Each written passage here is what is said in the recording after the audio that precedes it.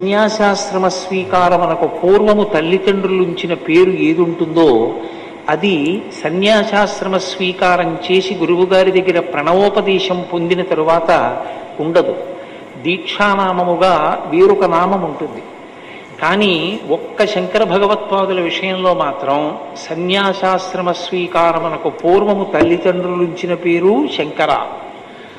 సన్యాసాశ్రమం ఇచ్చిన తరువాత వారి గురువుగారైనటువంటి గోవింద భగవత్పాదాచార్యుల వారు ఉంచినటువంటి పేరు కూడా శంకర. ఎందుకని వారికి దీక్షానామము మారలేదు అంటే ఒక్కటే కారణం. కైలాసమునందు ఉండేటటువంటి శంకరుడు ఎవరున్నాడో ఆయనే భూలోకంలో కలియుగంలో శంకర భగవత్పాదుల రూపంలో అవతరించారు. నమః కపర్దినీచ వ్యుక్తకేశాయచ అని. జటాజూటంతో ఉండేటటువంటి పరమేశ్వరుడు వ్యుక్తకేశుడై అంటే ముండిత శిరస్కుడై, శిరస్సు మీద ఏమీ వెంట్రుకలు లేకుండా గుండుతో కూడుకున్నటువంటి వాడై, బాగా అర్థమయ్యేటట్టు చెప్పాలి అంటే ఈ భూమి మీద నడయాడాడు. ఎందుచేత ఆయనకు ఆ అవసరం వచ్చింది అంటే చేతిలో ఒక ఆయుధాన్ని పట్టుకుని ధర్మ వ్యతిరేకమైనటువంటి వాళ్ళని చంపడానికి అవకాశమైనటువంటి స్థితి కాదు కలియుగ ప్రారంభం. ఎందుచేత అంటే మహాభారత యుద్ధం జరిగిన రోజులలో కృష్ణ పరమాత్మ ప్రతిజ్ఞ చేశారు. పరిత్రాణాయ సాధూనాం వినాశాయ చ దుష్కృతాం ధర్మ సంస్థాపనార్థాయ సంభవామి యుగే యుగే. నేను ధర్మాన్ని పాడు చేసేటటువంటి వాళ్ళని మట్టు పెట్టడానికి, ధర్మాన్ని మళ్ళీ సువ్యవస్థితం చెయ్యడానికి అవతార స్వీకారం చేస్తూ ఉంటాను. కానీ ధర్మ వ్యతిరేకులైన వారందరినీ చంపుకుంటూ వెళ్ళిపోతే కలియుగంలో అసలు మనుష్యుడన్నవాడు మిగలడం. కలి యొక్క ఉద్ధతి అటువంటిది.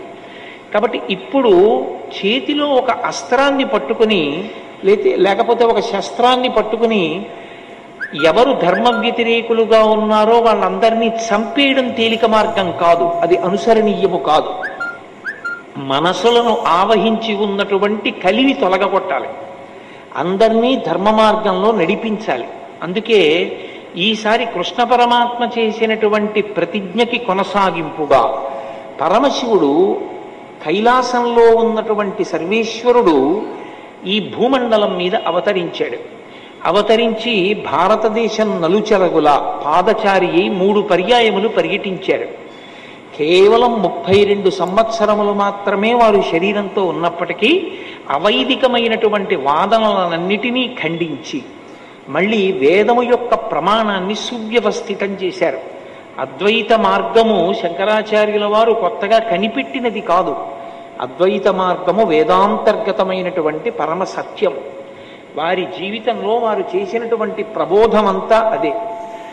అద్వైతము వేదాంతర్గతమై ఉన్నది. వేదాంతర్గతమైనటువంటి అద్వైత సిద్ధాంతాన్ని ప్రచారం చేశారు. కేవలం ఏదో ఒక సిద్ధాంత ప్రచారం చేయడం వారి లక్ష్యం కాదు. అవైదికమైనటువంటి వాదనలన్నిటినీ ఖండించారు. మళ్ళీ వేదము యొక్క ప్రమాణమును నిలబెట్టారు. నిలబెట్టి షణ్మత స్థాపనాచార్యులై మనుష్యులు భక్తి మార్గంతో నడవడానికి కావలసినటువంటి వ్యవస్థనంతటినీ ఏర్పాటు చేశారు. ఎవరు ఏ స్థాయిలో ఉన్నా ఆ స్థాయిలో భగవంతుణ్ణి పట్టుకోవడానికి వీలైనటువంటి మార్గాన్ని చూపించారు. అందుకే యథార్థమునకు ఆదిశంకరాచార్యుల వారు లేకపోతే, ఆ అవతారం లేకపోతే సనాతన ధర్మమునకు మనుగడయే ప్రశ్నార్థకమై ఉండేది. అంతటి క్లిష్ట పరిస్థితులలో వచ్చినటువంటి అవతారం శంకరావతారం. మహానుభావుడు వైదిక మార్గాన్ని మళ్ళీ సువ్యవస్థితం చెయ్యడమే కాకుండా మళ్ళీ అవైదికమైనటువంటి వాదనలు ఈ దేశంలోకి ప్రవేశించి వేద ప్రామాణ్యమును పాడు చెయ్యకూడదని 4 దిక్కులా 4 పీఠములను పెట్టి కాపుదలగా ఉంచారు. తూర్పున జగన్నాథులో గోవర్ధన పీఠము, పడమర ద్వారకలో కాళికాపీఠము, ఉత్తరమున బదరికాశ్రమములో జ్యోతిపీఠము, దక్షిణమున శృంగగిరిలో శారదాపీఠము. 4 పీఠముల నుంచి 4 వేదముల యొక్క ఆమ్నాయమును ఏర్పాటు చేసి అక్కడ పీఠాధిపతుల యొక్క పరంపర కొనసాగేటట్టుగా, ఆ పరంపరలో వచ్చేటటువంటి పీఠాధిపతుల యొక్క ధర్మ ప్రచారము చేత వేదము ప్రమాణముగా ఉన్నటువంటి సనాతనమైనటువంటి ధర్మమునకు ఏ విధమైన వైక్లభ్యమూ కలగకుండా అది కొనసాగింపు పొందేటట్టుగా చక్కటి వ్యవస్థని ఏర్పాటు చేసినటువంటి మహాపురుషులు జగద్గురువులు ఆదిశంకర భగవత్పాదులు. అటువంటి శంకరులు ప్రస్థానత్రయానికి భాష్యం ఇచ్చారు. ప్రస్థానత్రయము అంటే భగవద్గీత, బ్రహ్మసూత్రములు, ఉపనిషత్తులు, ఈ మూడిటికి భాష్య గ్రంథాలను ఇచ్చారు. అంత పెద్దవాటికి భాష్య గ్రంథాలు చదువుకోలేరేమో అన్నవారి కోసం తరువాతి స్థాయిలో అందుకోవడానికి వీలుగా భగవత్ సంబంధమైనటువంటి భక్తి జ్ఞానములను ఏర్పాటు చేసుకుని వైరాగ్యమును పొందడానికి వీలుగా శివానందలహరి, సౌందర్యలహరి వంటి గ్రంథములను రచించి లోకానికి అందించారు. శంకరాచార్యుల వారు ఈ దేశానికి చేసినటువంటి మహోపకారం ఏమిటంటే, అందరు దేవతల మీద వారు వివిధ వృత్తములలో స్తోత్రములను రచన చేశారు. కొన్ని భుజంగ స్తోత్రములు, వారు స్పృశించని దేవతాస్వరూపం లేదు. సుబ్రహ్మణ్యేశ్వర స్వామి వారు, గణపతి, పార్వతీ పరమేశ్వరులు, శ్రీకృష్ణ పరమాత్మ, లక్ష్మీదేవి, శ్రీ మహావిష్ణువు, మీనాక్షి, పంచరత్నాలు, వారు స్పృశించినటువంటి దైవం లేదు. అందరు దైవాల మీద వారు స్తోత్రాలు ఇచ్చారు. స్తోత్రాలు ఇవ్వడం ఒక ఎత్తైతే, ఏ స్తోత్రంలోనూ కూడా వారు నేను చేస్తున్నాను ఈ స్తోత్రాన్ని అన్న భావన వచ్చేటట్టుగా వారు చెయ్యలేదు శ్లోకాలను. మీరు సంగీతంలో త్యాగరాజస్వామి వారి యొక్క కృతులను చూస్తే, త్యాగరాజస్వామి కీర్తనలలో త్యాగరాజనుత అని ఉంటుంది, ముద్ర అంటారు దాన్ని. త్యాగరాజనుత అంటే అదో ముద్ర. అంటే ఇది త్యాగరాజస్వామి వారి కీర్తన. మీరు త్యాగరాజనుత అని కీర్తన చేస్తే త్యాగరాజు చేత పొగడబడినవాడా అని అర్థం వస్తుంది. శంకరాచార్యుల వారు జగద్గురువుగా ఈ దేశానికి చేసిన మహోపకారం ఏమిటంటే, ఎక్కడెక్కడ లోకానికి ప్రయోజనం కలగాలని వారు స్తోత్రాన్ని అందించారో అక్కడక్కడ వారు రెండు మాటలను ప్రయోగించారు. నహ, మాం. సంస్కృతంలో ఈ రెండు మాటలకి ఒక ప్రత్యేకమైనటువంటి స్థాయి. మాం అంటే నన్ను, నహ మమ్ములను. ఎందుకు ఆ మాటలు వేశారంటే, అది శంకరాచార్య కృతమై శంకరాచార్యుల వారు ఆ స్తోత్రం వలన లబ్ధి పొందడం ఆయన యొక్క ఉద్దేశ్యం కాదు. రేపటి రోజున ఈ స్తోత్రాన్ని ఎవడు చదువుకుంటాడో వాడు భగవంతుడు ముందు కూర్చుని ఆ స్తోత్రం చదివితే, లేదా భగవంతుణ్ణి ధ్యానించి ఆ శ్లోకాన్ని చదివితే, మాం అన్నప్పుడు ఆ రక్షణ వాడికి కలగాలి, నహ అన్నప్పుడు ఆ రక్షణ వారికి కలగాలి. అందుకే వారు స్తోత్ర రచన చేసి ఫలితాన్ని మనకి కట్టబెట్టారు. ఇది ఒక తండ్రి కొడుకు కొరకు ఎలా ఏర్పాటు చేస్తాడో అలా మన కొరకు కాలంలో ఎన్ని సంవత్సరములు దాటిపోనివ్వండి, ఎన్ని దశాబ్దములు శతాబ్దములు గడిచిపోనివ్వండి, మళ్ళీ మనం సక్రమంగా దేవతలని ఆరాధన చెయ్యడంలో స్తోత్రాన్ని చెప్పగలమో చెప్పలేమోనని మన కొరకు శంకర భగవత్పాదులు అత్యద్భుతమైనటువంటి స్తోత్రములను అందించారు.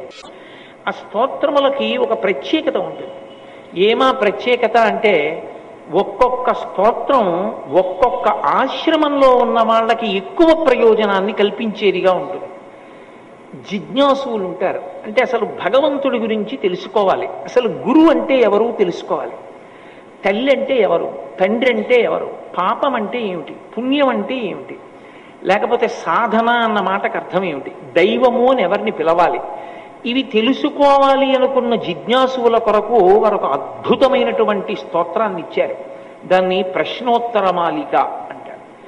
ప్రశ్న ఎవరో వెయ్యలేదు శంకరాచార్యుల వారిని, సాధకుని యొక్క స్థాయిలోకి ఆయన కిందకొచ్చి అయోమయావస్థలో ఉన్నటువంటి సాధకుడు జిజ్ఞాసు అయి తెలుసుకోవాలనుకున్నప్పుడు ఎటువంటి ప్రశ్నలు వేస్తాడో ఆ ప్రశ్నలు ఆయనే వేశారు.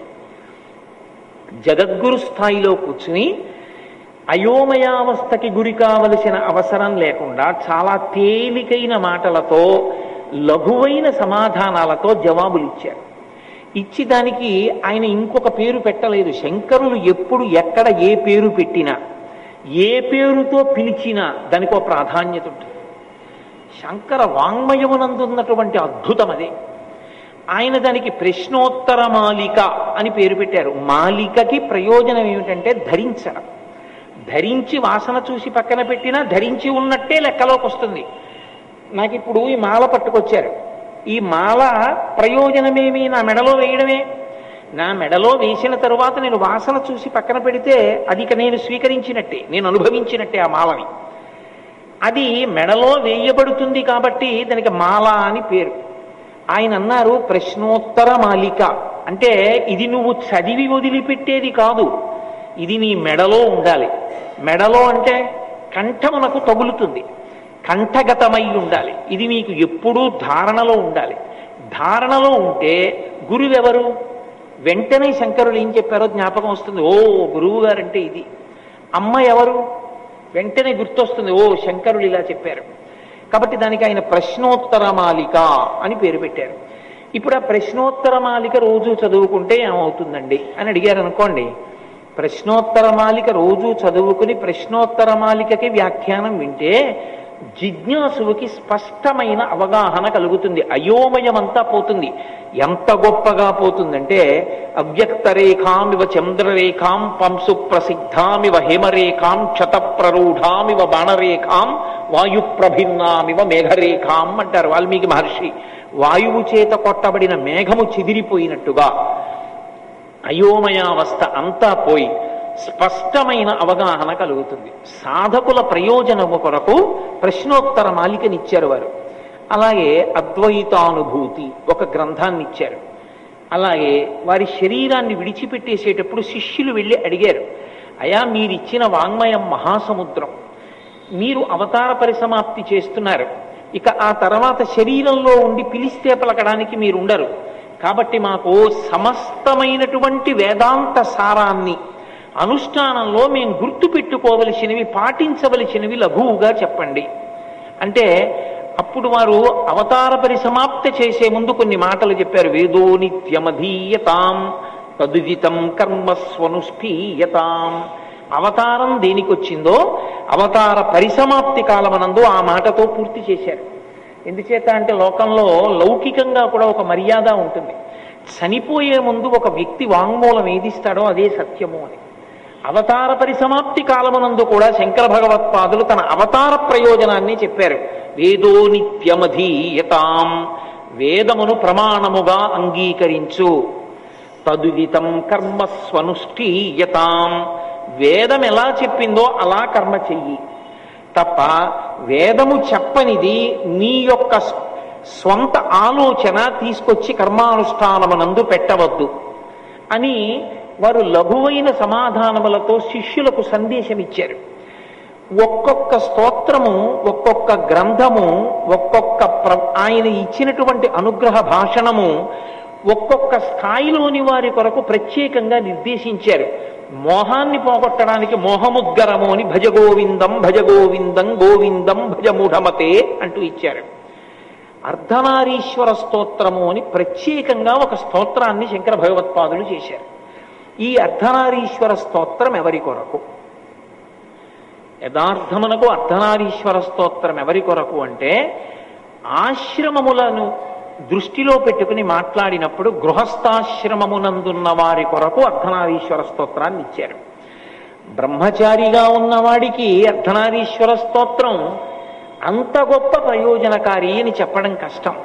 అలాగే వానప్రస్థుకి, సన్యాసికి ఆ వైభవాన్ని కీర్తించడానికి, మనసులో పెట్టుకోవడానికి పనికొస్తుందేమో కానీ ఒక ప్రయోజనాన్ని వనకూర్చడంలో కేవలముగా గృహస్థాశ్రమంలో ఉన్న వాళ్ళకి మాత్రం కరదీపికగా గొప్ప ప్రయోజనాన్ని చేకూర్చగలిగినటువంటి ఒక మణిగా శంకర భగవత్పాదులు బహూకరించినటువంటి అపూర్వమైనటువంటి స్తోత్రం అర్ధనారీశ్వర స్తోత్రం. ఈ అర్ధనారీశ్వర స్తోత్రం యొక్క ప్రయోజనం ఏమి అంటే ఈ అర్ధనారీశ్వరుణ్ణి అసలు ఎప్పుడు ఉపాసన చెయ్యాలి ఈ స్వరూపాన్ని అని అంటే దీన్ని ప్రధానంగా మనకి ఉపాసనలో ఎక్కడ కనపడుతుందంటే అట్ల తద్ది అని చేస్తూ ఉంటారు ఆడపిల్లలు. అట్ల తద్ది చేసినప్పుడు ఈ అర్ధనారీశ్వర స్వరూపాన్ని ఉపాసన చేసి పూజ చెయ్యాలి అని నియమం.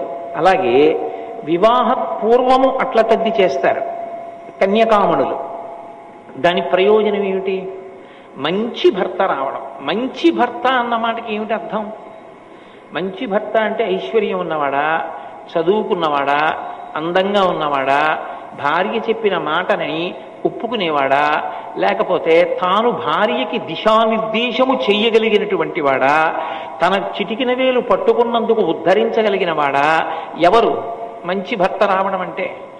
మంచి భర్త వచ్చుట అన్న మాటకి యథార్థమైన అర్థమేమి అంటే, అన్యోన్యతతో జీవనము సాగి దాంపత్యమునకు ప్రయోజనములు ఏవి అని శాస్త్రము నిర్దేశించినదో ఆ ప్రయోజనములను సిద్ధింపచేయగలిగిన సమర్థుడైన పురుషుడు భర్తగా లభించుట. వివాహమైపోయిన తర్వాత కూడా అట్ల తద్దికి ప్రయోజనం ఏమిటి? భర్తతో అన్యోన్యతయే, అన్యోన్యమైన దాంపత్యము కొరకే ఈ వ్రతాన్ని చేస్తారు. చేసి అప్పుడు కూడా అర్ధనారీశ్వర స్వరూపాన్ని స్తోత్రం చేస్తారు. అసలు యథార్థంగా మాట్లాడాలంటే శ్రీకాళహస్తి వంటి పరమపావనమైన క్షేత్రంలో, శ్రీశైల క్షేత్రంలో యథార్థమునకు ఉన్నటువంటి స్వరూపము అర్ధనారీశ్వర స్వరూపమే. అందుకే నడిచే దేవుడిని పేర్గాంచినటువంటి మహాపురుషులు, కంచికామకోటి పీఠాధిపత్యం వహించినటువంటి మహాస్వామి చంద్రశేఖరేంద్ర సరస్వతి మహాస్వామి వారు శ్రీకాళహస్తి క్షేత్ర దర్శనానికి వెళ్ళారు. ఒకప్పుడు వెళ్ళి వారు ఒక మాట చెప్పారు. వారు ఒక్కసారి క్షేత్రం వంక చూస్తే ఆ క్షేత్ర వైభవాన్ని చెప్పగలిగేవారు. ఆయన అన్నారు, ఈ క్షేత్రము అప్రదక్షిణంతో కూడుకున్న క్షేత్రం. అందుకే రాజగోపురంలోంచి మీరు లోపలికి వెళ్ళినప్పుడు ప్రదక్షిణంగా వెళ్ళరు. కుడి భుజం వైపుకి ఉండదు దేవాలయం, ఎడం భుజం వైపుకి దేవాలయం ఉండేటట్టుగా పాతాళ గణపతి దగ్గర నుంచి వెడతారు. అప్రదక్షిణంగా లోపలికి వెడుతున్నాము అంటే రాహుకేతు పూజలు ఫలించేటటువంటి క్షేత్రము ఈ క్షేత్రమే. అందుకే దాని వ్యవస్థయే అప్రదక్షిణంగా వెళ్ళేటట్టు ఉంది. ఇక్కడ స్థలవృక్షం మహాబిల్వం. ఈ శ్రీకాళహస్తి క్షేత్రంలో అర్ధనారీశ్వర స్వరూపము అధిష్టానమై ఉన్నది. ఎక్కడో ఉంది ఆ స్వరూపం అన్నారు. తర్వాత ఆ స్వరూపం సువర్ణముఖరీ నది యందు ప్రకాశించింది. అక్కడ తవ్వుతున్నప్పుడు ఇప్పటికీ అక్కడ దేవాలయం ఉంది. కాబట్టి శ్రీకాళహస్తి క్షేత్రమునందు అర్ధనారీశ్వర స్వరూపం, శ్రీశైల క్షేత్రమునందు కూడా జ్యోతిర్లింగం ఒకచోట, భ్రమరాంబాదేవి ఒకచోట ఉన్నప్పటికీ అది అర్ధనారీశ్వర స్వరూపంతోనే ఉంటుంది. అందుకే ఇప్పటికీ శ్రీశైల క్షేత్రంలో సుప్రభాత పఠనం చేసి ప్రపత్తి చేసేటప్పుడు భ్రమరాంబా సహిత మల్లికార్జునుణ్ణి అర్ధనారీశ్వర స్వరూపంగానే స్తవం చేస్తారు. సోమోత్తంశ అపురి రామార్థభాగ శ్రీశైలాగ్రే కలతి వసతిర్విశ్వరక్షాధురీణ ఏణం పాణౌ సరసి తరుణోల్లాసమేణాంకఖండం పార్శ్వే వామే వపుషి తరుణీ ద్రక్షుకారుణ్యలీలాం భూతిం పాలే స్మితమభిముఖే గాంగమం భక్కపద్దే బిభ్రత్రేమ్నా భువనమఖిలం శ్రీగిరీశ సపాయాత్. శ్రీగిరీశ సపాయాత్, ఓ శ్రీగిరి, ఈ శ్రీశైల క్షేత్రమునందుండేటటువంటి మల్లికార్జునుడా, నీ స్వరూపం ఏమిటో తెలుసా? ఏణం పాణౌ, జింక పిల్లని చేత్తో పట్టుకుంటాడు. ఏణం పాణౌ సరసి తరుణోల్లాసమేణాంక ఖండం పార్శ్వే వామే వపుషి తరుణీ. వపుషి అంటే శరీరం. శరీరము యొక్క వామార్ధ భాగమునందు పార్వతీదేవిని, ఎడమ భాగమునందు ఉంచుకున్నటువంటి ఓ పరమేశ్వరుడా నీకు నమస్కారము. సోమోత్తంశ పరిషదామీష జీవాతురీశ పాశచ్ఛేత్తాపదయుగజుషాం పుల్ల మల్లీనికాస ధ్యేయో దేవ ప్రకటితవధూరూపవామాత్మభాగ శ్రీశైలాగ్రే కలతి వసతిర్ విశ్వరక్షాధురీణ అని ఇంకో శ్లోకం. ఓ విశ్వరక్షాధురీణుడైనటువంటి మల్లికార్జునుడా, నీ వామభాగమునందు అర్ధనారీశ్వరుడవై పార్వతీదేవి శోభిస్తోంది. ఈ రెండు క్షేత్రములు అర్ధనారీశ్వర స్వరూపమునకు సంబంధించిన క్షేత్రములే. అటువంటి అర్ధనారీశ్వర స్తవాన్ని శంకర భగవత్పాదులు ప్రత్యేకంగా గృహస్థాశ్రమంలో ఉన్న వాళ్ళ కొరకే ఇచ్చారు. ఈ గృహస్థాశ్రమంలో ఉన్న వాళ్ళ కొరకు సన్యాసాశ్రమంలో ఉన్న శంకరాచార్యుల వారికి ఇవ్వవలసినంత అగత్యమేమి? వారు జగద్గురువులు. జగద్గురువులు కనుక వర్ణాశ్రమములు